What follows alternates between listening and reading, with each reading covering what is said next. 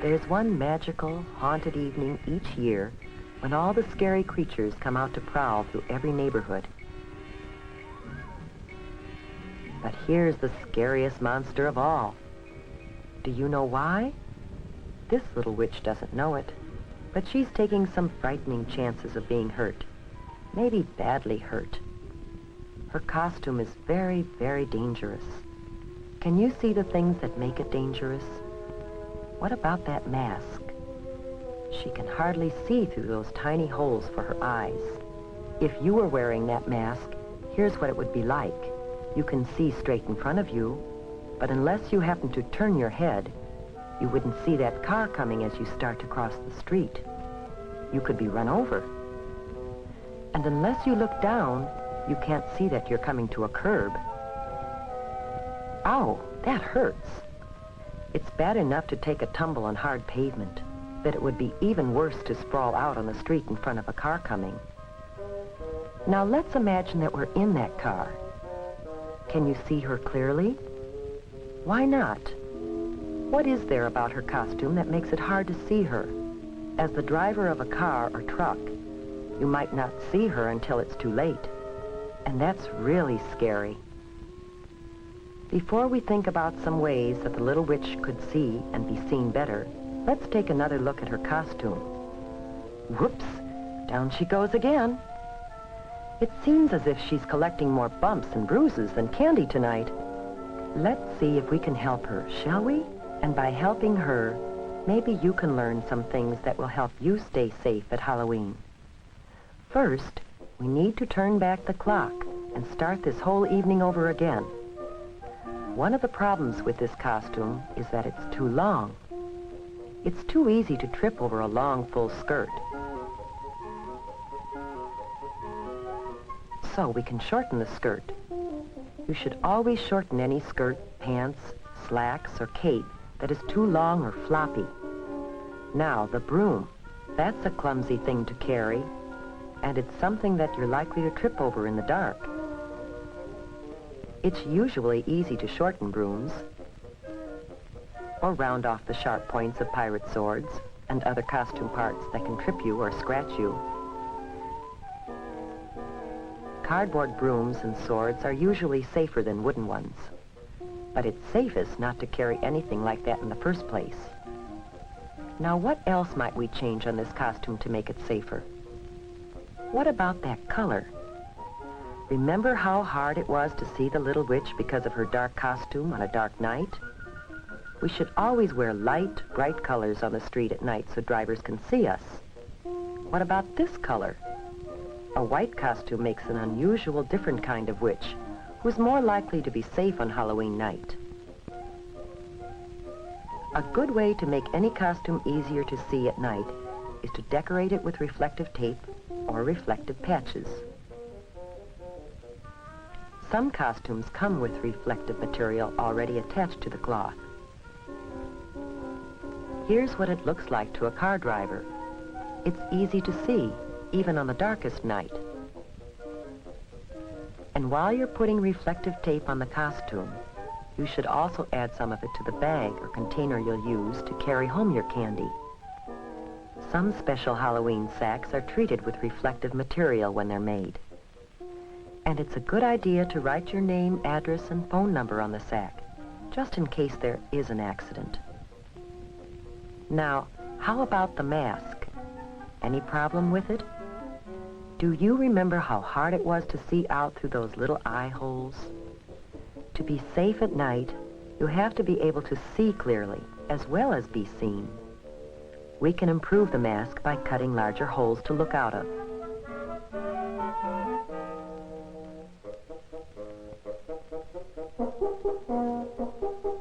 There, that's better, but there is an even safer way. You can simply not wear a mask. Oh, you think you need a mask to disguise yourself? Well, just watch what you can do, with a little help from your parents and some scraps of cloth or old clothes from around home. An eyebrow pencil, different colors of eyeshadow, rouge, lipstick, an old mop or wig, some wax teeth, maybe some clay and food coloring, and a few other odds and ends. You'd be surprised what you can turn yourself into.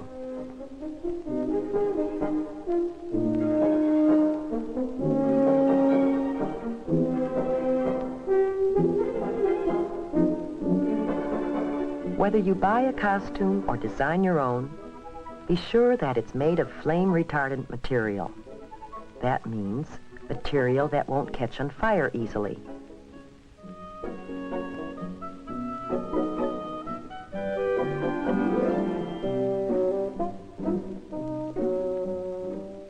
Now our little witch has turned into a beautiful princess, and her new costume is much safer. But there are a few other things you should do before going out. First, eat a big dinner.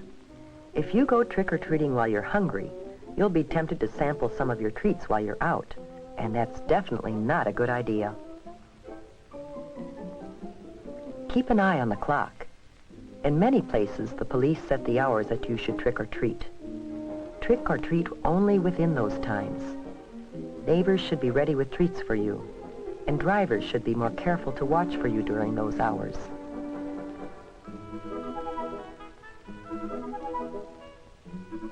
Make sure you carry a flashlight when you go.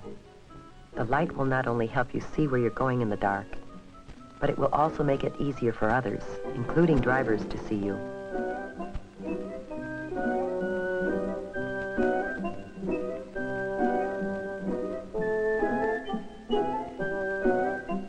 Always travel with a group, not alone. It's safer still to have a parent along to keep an eye on things.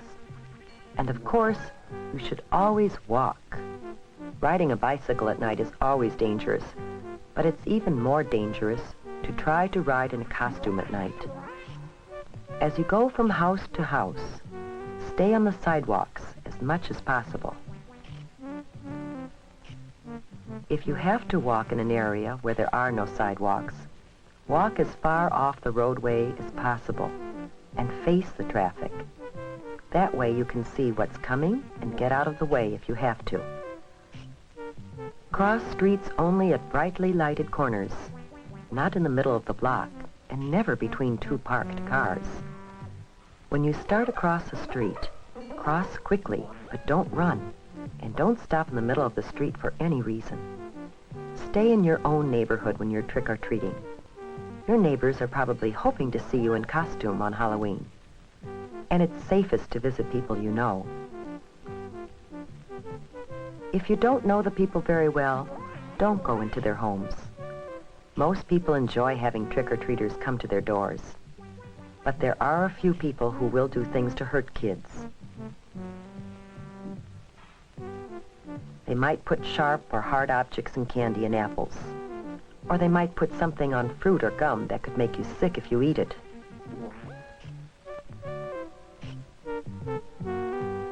To be completely safe, save your treats until you get home. Then ask your parents to help you check them carefully to make sure that there's nothing in them or on them that could hurt you. The safest treats are usually candy or gum that come in their own wrappers from the factory. Fruit should be washed before you eat it. And all candy bars and fruit should be sliced so you can be certain that there is nothing hard or sharp inside that could hurt you. If you're not sure whether something is safe or not, don't take any chances. Throw it away. But let's get back to the fun part of Halloween with the princess and her friends.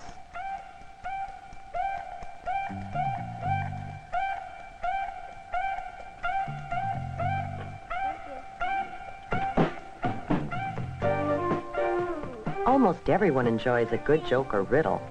What's your trick? What you guys eat for breakfast? What?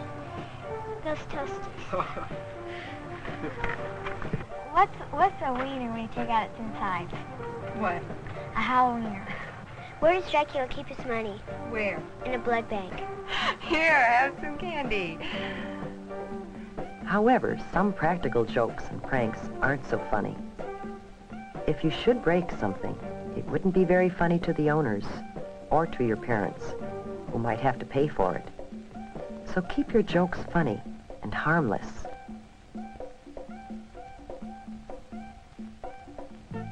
Tonight has been a magical night. We saw a scary monster changed into a beautiful, happy, and safe little princess. How about you? Will you follow the lead of the little princess and have a safe and super Halloween this year?